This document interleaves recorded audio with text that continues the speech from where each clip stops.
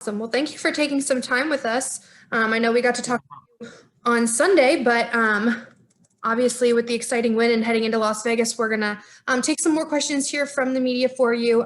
We will get into it and kick things off with Bob Pockers. Go ahead, Bob.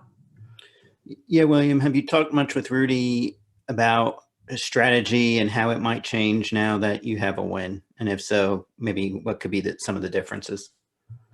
Yeah, so we meet on Tuesdays, in the morning and kind of mostly talk about the upcoming week. We talk a little bit about the previous week if we have anything major, but most of that stuff is talked about Sunday or Monday. But so for us today, I think, the approach doesn't really change that much because we know, we know what worked and we know, kind of what we want to try to achieve in our car at Vegas is different than this past weekend, but in some ways similar. So I think for us, there might be a little bit more openness to, two tire calls or just a little bit more strategy. But still, just try to race as hard as we can and try to win, this weekend as well. So, but yeah, just work on some pit road stuff on my end, work on some stuff for the pit crew, all those things that, we try to get better. Thank you. Mm-hmm. All right, we'll take our next question from Dustin Long. Go ahead, Dustin. Thank you. I've got a couple questions, William. Looking ahead to this weekend, it looks like the forecast will be like maybe a low 70s, something like that. Obviously, last fall, the playoffs, it was in the mid 90s. This race a year ago was like the high 60s. So do you just look back at last spring's race because the temperature is more similar, or are there things that you can pull from if you go back and look at last fall's playoff race? Well, there's some similarities to last spring, but I really think the cars have evolved so much since that race. So I think honestly, yeah, the weather, the track trends are going to be similar to last spring, but man, the cars and the setups have changed so much since that race. I think we're really looking more at the fall, looking at what the 9 did. He was fast. Even the 88 was pretty fast. So, yeah, I think we kind of look at what those guys did and try to build around that and, definitely keep up with the trends of the racetrack. The differences in the two races are, the spring has more sunlight, but a lower temp, and then the fall has more shade, but a higher track temp. So it's a little bit of a weird phenomenon there, but yeah, you kind of focus on the most recent race. Also, I'm curious, just in these last few weeks, if you've had the opportunity with I'm sure it's meetings, whether on Zooms or not, to kind of get to a better understanding of Kyle Larson and how he drives and kind of learning more about him, because I'm sure you probably didn't have as much connection with him previously. What have you kind of picked up on him or have had the chance to talk with him about these last few weeks? Yeah, I've been super impressed with Kyle. I think that he's everything that, in terms of talent-wise that I thought, from watching from afar and having a little access to his data and stuff in the past at CGR. But, I'm impressed with just his honesty and kind of how he's able to describe the car and be completely blunt and honest about it and not sugarcoat anything. So good or bad, I think. So, he tells you how he thinks and how he thought his car is and or strategy or whatever. So I like that. I think it's making me more open in those competition meetings and making, I think, everybody a little more open, less gun shy. Thank you. Thank you. All right, we'll take our next question from Mark Garrow. Go ahead, Mark. Thank you. William, you've had a couple of days to digest this now. What does an early season win mean at this point? The other night, it was kind of like, well, I haven't really thought about it because it was right there. It had just happened. But now that you've had a chance to think about it, what does it mean? It's huge. I feel like for me, I go to sleep with less stress. I didn't get a lot of sleep on Monday, but this past night I went to sleep and woke up with a lot less anxiety. So it's really easy to stress about points, throughout NASCAR seasons, and we don't have to worry about that. So it's nice, and definitely want to try to get in the top 10 in points, for the obvious reasons of the bonus points for the playoffs. So all that stuff's important to us, but you don't have to worry as much. I'm sure, we're still going to have bad weeks and bad races, but makes it a lot easier when you can go to the racetrack with one goal, to win and try to gather as many points as possible. So in a good way, not a defensive way. And just one quick question on Atlanta. It's one of the PRN broadcasts we've got coming up here. And drivers, I have a hard time explaining to fans. Fans hear you guys talk about the track being wore out, it's coming apart, and then we love it. And fans, what? It doesn't make any sense. How do you explain to fans what it's like to race at Atlanta and why drivers seem to like it so much? Yeah, I mean, I think it's like going to play golf at the Masters or something where you understand how hard it is, but that's what makes it fun. So for us, I mean, it's just like playing a tough golf course or something. There's things about it you just love the challenge of. And I mean, it's literally so low on grip. Last year I had a flat tire under caution. I couldn't even feel it because the grip was so low. So it's just one of those places you got to have a lot of trust in your team to give you a good car. I think Rodney and Kevin have shown, that they have it figured out and they know what to look for there. So we're chasing those guys, but it's going to be fun this year. I think that track is going to have some similarities to Homestead. So I'm kind of excited for it. I've never been very excited for Atlanta, in a cup car. It's just very challenging. So, it might be different this year, hopefully. Thank you. Mm-hmm. All right, we're going to take our next question from Daniel McFadden. Go ahead, Daniel. Hey, William. So when you were paired with Rudy in the Truck Series all those years ago, what was your first impression of him? Mm-hmm. And what was it about the bond you guys were able to form over your season together that allowed you to just like pick up where you left off years later? I mean, I think when I worked with him, in the Truck Series, I was so young. Not that I'm not young now. I get a lot of jokes about that, but I was so young then and so naive, I think, in a lot of ways of what racing really was about. I hadn't raced a car in general for a long time. I think I was like 3 or 4 years in and just didn't really know what to expect or what to tell him about the race car. I could just tell him what I felt and the things I thought I needed in the race car. And he always listened but always brought a lot of insight himself. So, he picks up on little things. I think that's the biggest thing with him is his attention to detail in all aspects. And I mean, I think when we got back together this year, it's we've been away from each other for a while and we've both learned from our experience over the last few years. It's kind of strengthened us, I think. So in a lot of ways, we're more technical than we were back in the trucks. Thank you. All right, we're going to take our next question from Kelly Crandall. Go ahead, Kelly. Thank you. Hey, William. You made reference to this a little bit Sunday night, I think it was, about not being a one-hit wonder or something to that effect. So now with it being so early in the season and you've got that win under your belt, do you think about multiple wins, how important that is to do that in a season? Is that something that is high up on your list that you feel like you have to do?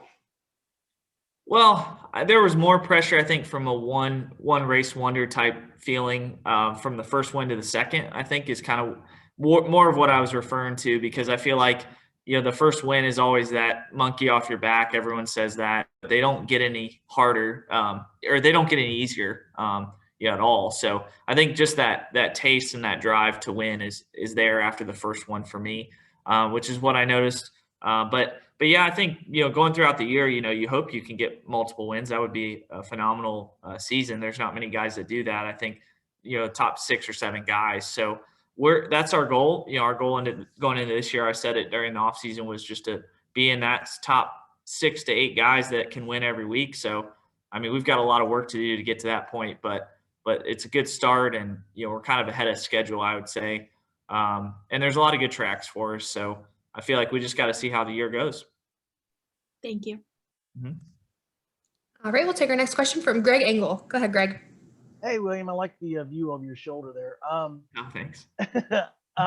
You got Bristol coming up, and it's kind of a wild card because it's on dirt. Your newest teammate Kyle has signed up to race the modified race the weekend before. Is that something you're looking at doing or thinking about? So I'm gonna run a dirt car just by myself, at a test. But yeah, I mean, yeah, I'm definitely. I can't say I'm gonna be very good. It's definitely not something. Rudy and I joke about that a lot of how Eldora went for me. So I'm not excited about the dirt race. I mean, definitely less stressed than I would be after the win, and you know, I don't know. We'll just see how it goes. I feel like the best thing for me to do is just show up, put in a good effort, try to learn as much as I can throughout the weekend. For somebody like Kyle, I think he really enjoys it and he can be competitive. For somebody like me, going in a dirt car and racing a bunch of guys that race every week is probably not the smartest decision. So, we'll see, but I'm going to see how this dirt test goes, and hopefully it goes pretty well, and see what we can do. Maybe we can, hopefully finish in the top 15. That's kind of the goal right now. And where's that dirt test at, and how much are you going to lean on Kyle for advice and maybe some help now that he's your teammate? Yeah, so I don't know where the dirt test is going to be, but it's a dirt car that the guys at HMS, one of the guys at HMS who works I think in the fab shop, has a dirt car. So I'm gonna go with him. His name's Paul, so I'm gonna go with Paul and test, and hopefully Paul can teach me some things. And Kyle as a mentor? Yeah. No, I think Kyle, I mean, I'll try to pick his brain as much as possible. I've had Bell as a teammate in the past, Christopher, so he was very helpful. It's just a matter of doing it. That's the hard part. Thanks, my friend. Thanks, Marissa. No problem. We'll take our next one from Marty Sakala. Go ahead, Marty. Hey, thanks, Marissa. William, thanks for your time. Hope you're well, and congratulations on the win last Sunday. Rudy was asked this post-race on Sunday about how similar the Cup Series 550 package is to what the trucks have done the past couple of years. As a driver, how do you see that comparison? Yeah, I mean, I think it's very fitting for his style. But I'll be honest, I think Rudy's done a lot of different kind of racing. He's very versatile. He's ran a lot of super late model races with Kyle. So I mean, I'll be honest, I don't think we would struggle at any tracks really. I think he would do well with a low downforce package. So I think honestly it does suit his style, or his background, I should say. So he can take some of the things and comments that Kyle used to make or I used to make about the trucks, and and kind of take that into account when he's making decisions. Kind of just as a follow-up, when you and Rudy won in the trucks at Homestead in 2016, was there anything you took away from there in your notebook that you guys used to today, Sunday for the win? I mean, no, not really. I think it's a totally different car.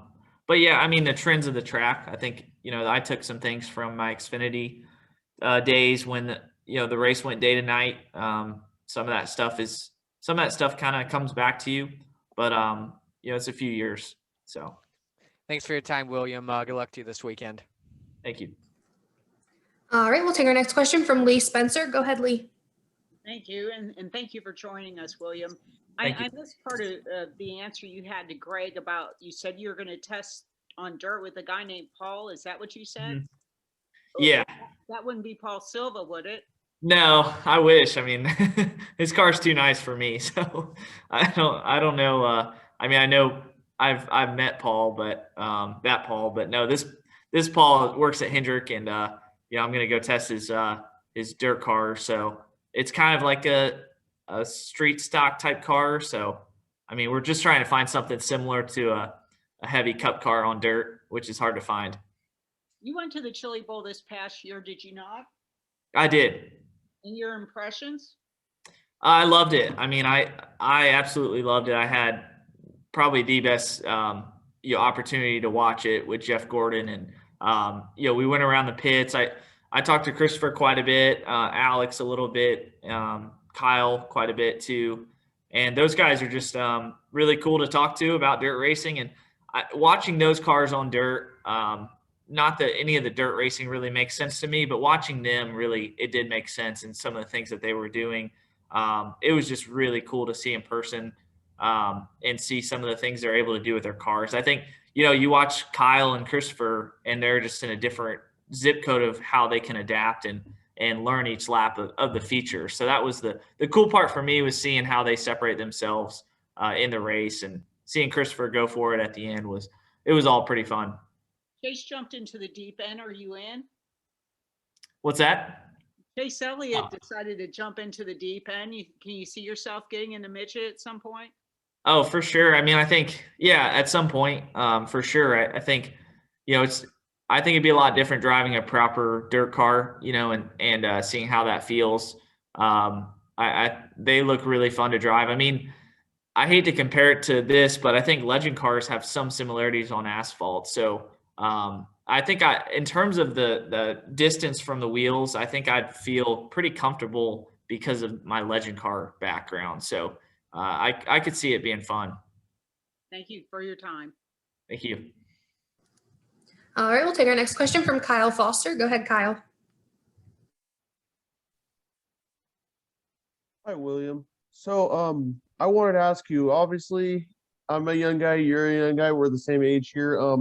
Christopher won last week, you won this last week, and then you had Reddick up there, you had Kyle up there. Can you talk a little bit about the young guy movement that's happening right now? It's kind of been all over the place here at the start of the season. I mean, yeah, it's kind of a product of the racetracks, in kind of the variety there, I think, and having no practice. Somebody asked me that about whether experience, pays off or not. I think with no practice, that it's a little bit more parity throughout the field. So, I don't know exactly what it is. There's plenty of guys, and Truex, Harvick, they were all really fast this weekend. But I think you'll see those guys prevail as the season goes along. They communicate well with their teams. They get the cars to do what they need to, and hopefully we're part of that. That's Rudy and I's goal, is to continue to strive to be like those guys, the 19, the 4, all of them, the 2, 22. So I think that's our goal. So we just got to keep working at it. And then what's the team camaraderie like at Hendrick Motorsports? Obviously, with all you guys being in your 20s, what's the team camaraderie like there in meetings? Very, very productive. I feel like, Kyle is very involved, and everyone's been open, and everyone's running well. So nobody's, there's not a weak link by any means. I think we're all kind of up there in the points and running well. So I think the goal is for everyone to, hopefully win a race here soon. And, everything's going pretty great. Thank you, William. Thank you. All right, we'll take our next question from Zach Arnold. Go ahead, Zach. Thank you. Hey, William. How do you feel heading into Las Vegas? Is this a race you look forward to or circle on the calendar before the season? Yes and no. I feel like it's usually the first, gauge of what speed you have, but that was Homestead this past weekend. So, Homestead kind of took the place of Atlanta. We used to go to Atlanta for the first, real race of the season. And, you kind of figure out what kind of downforce you had and how good your car was. But now we went to Homestead, and, feel like we performed better than we expected to. So now we get to go to Vegas, which has been a good track for HMS. So, I feel pretty confident for this weekend, but you never know, how it's going to go. All right. And bringing it back to Sunday, how important do you think it was to have a solid restart, as we saw long green flag runs throughout the race? Really important, because, even though my car was obviously really good, you have to try to capitalize early, because it makes it that much harder to pass each guy as you get through the field. And honestly, if I wouldn't have had a good restart, I think I would have been mired around 3rd to 5th and maybe gotten to the lead later. But then Reddick would have been coming hard. So I think honestly that cushion, that gap we were able to build, we restarted 6th, I believe, and got the lead a couple laps in. So that was big for us to be able to manage our tires and stuff. All right. Thank you. Good luck on Sunday. Thank you. All right, I'm going to take our next question from Steven Toronto. Go ahead, Steven. William, I'm not sure if you caught wind of this or if you're even a Saturday Night Live guy at all, but as a native of Charlotte, did you have any reaction at all to Charlotte being called the gateway to Gastonia? I don't know what that means. I didn't see that. Actually, I think I saw that on Twitter, but I didn't know what it means. Maybe I gotta look that up. It was in reference, I believe, to the Hornets, and they've been fielding a pretty exciting team. Have you been following along, and if so, what are your thoughts? Yeah, it's awesome. I mean, I try not to get my hopes up too much after the Panthers went undefeated and, got to the Super Bowl, and that was a pretty down moment for me as a Charlotte native. But I mean, I try not to get my hopes up, but they're definitely playing really well. So it's going to be fun when we can go in person again. So excited about that. Sounds good. Thank you, William. Thank you. All right, Greg, did you have a follow-up for William? Yeah, real quick follow-up on something that's just kind of breaking. It's not really NASCAR related, but Texas just mandated that they're lifting all the restrictions on crowd sizes and lifting the restrictions on masks and all that. With the pandemic obviously not gone away, does that kind of you're going to COTA in May? Do you think that does that kind of worry you at all? Not for the fans necessarily, but for the actual race itself. I mean, I just kind of do whatever I'm told to do, but I think honestly we usually have different protocols in general for the race anyways. So, but yeah, I mean, it's good to see that we're, hopefully going in the right direction. Thank you, my friend. Thank you. All right, William. Well, thank you so much for taking some time. Talk with us again. We appreciate it. And congratulations again on your win. Good luck at Vegas. Thank you. Appreciate it. Have a good one. Sure.